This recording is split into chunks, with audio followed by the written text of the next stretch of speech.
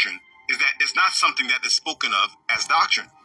What I mean is that it's not a doctrine that you normally would find in a church's statement of faith or a list as the doctrine that they hold. The truth is that, for the majority, most people don't even really realize that they believe in and hold this doctrine. It's a doctrine of foundation that most people have come into knowing when they are introduced to the gospel through the modern day church.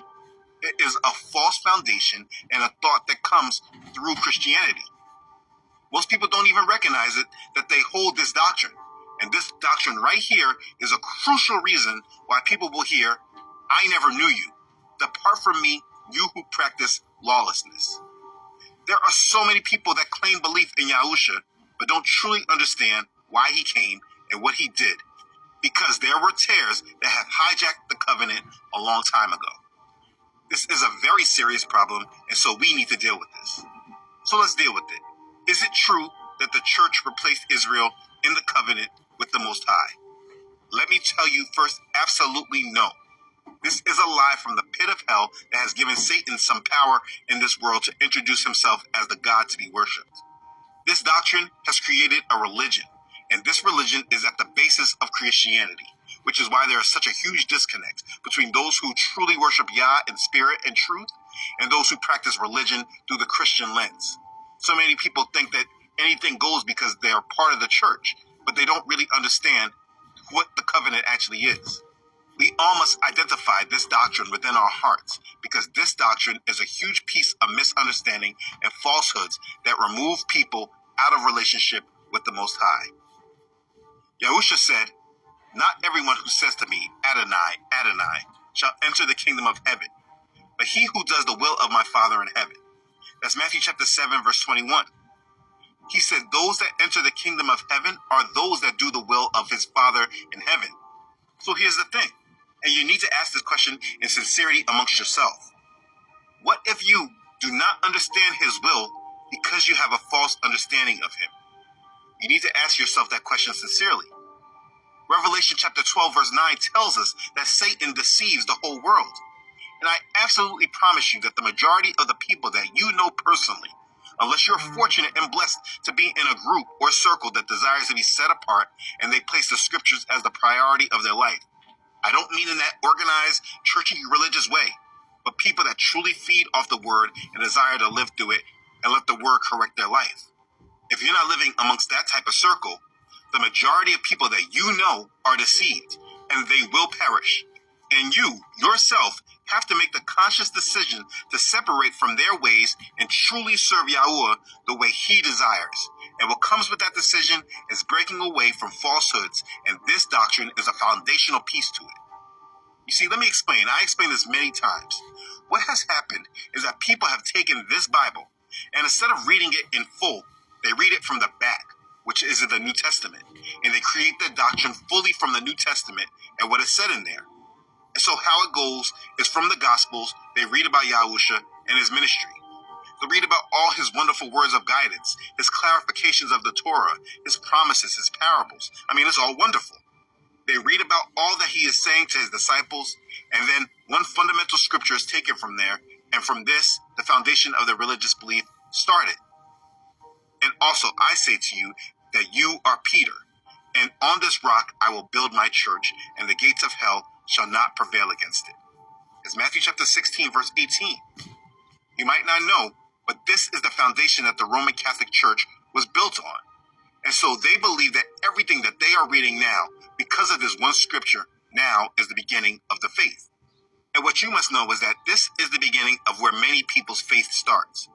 And though many of these people don't speak against the Old Testament because, of course, it's the Bible, and they will go to it when they can, but how they truly feel in their heart is that all that is in the Old Testament is just a story of how we got to when Messiah started his church. What Isaiah and Jeremiah has prophesied, we don't really need to know all that because Messiah already came. So we don't need to know all these things. And that's unfortunately how many feel. And this, unfortunately, is where they are building the beginning of their foundation. So from that, they just keep reading in the New Testament, and they read about his sacrifice for us, and then him conquering death. And then they may read on and read the book of Acts, and how the disciples started building Messiah's church. Then they get to the epistles. the letters of the disciples and the letters from Saul the apostle. And their faith is built off of that. All of this. And that is their foundation. Just this back of the book. But this understanding is extremely incomplete. So let's get some things straight.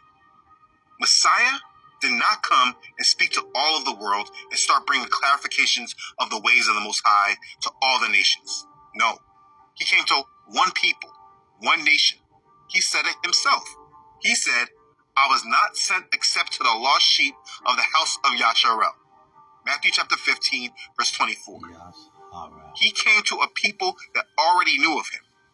You wouldn't know this by only reading the New Testament, but the way of the Torah was the cultural way of Yasharel.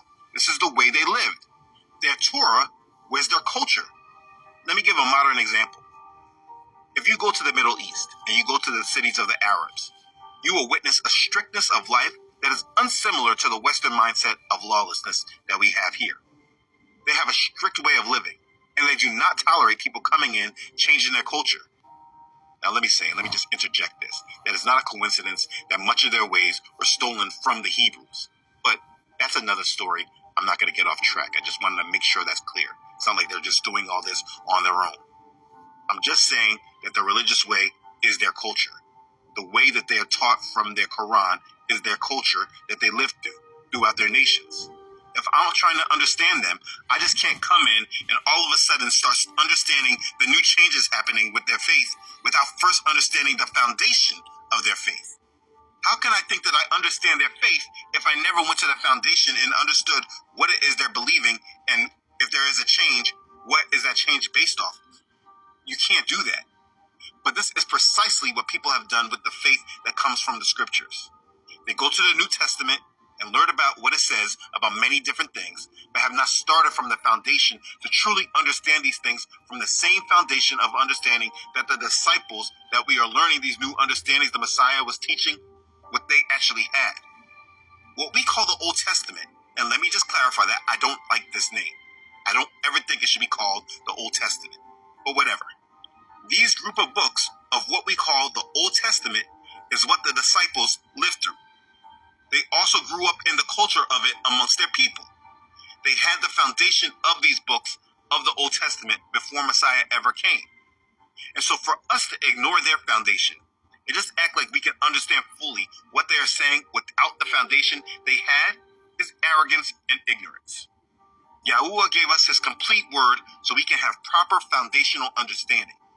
And so when we ignore the foundation, we come into the faith without proper understanding of the will of the Most High. So let's speak about the church. To be clear, I don't like this word either, because what comes with it is a bunch of false misunderstandings that stem from the hijackers. The first and main hijacker, of course, being the Roman Catholic Church. We'll talk about that another time, so let's just slow down. The proper word that should be used in this translation should not be church, but assembly. He'll build his assembly. When we hear church, it sounds organized. Assembly is more understandable. It's a group. He will build the assembly of believers who keep the commandments of Yah and have the testimony of Yahusha.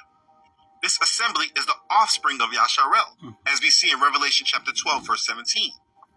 And the dragon was enraged with the woman, and he went to make war with the rest of her offspring who keep the commandments of Elohim and have the testimony of Yahusha the Messiah.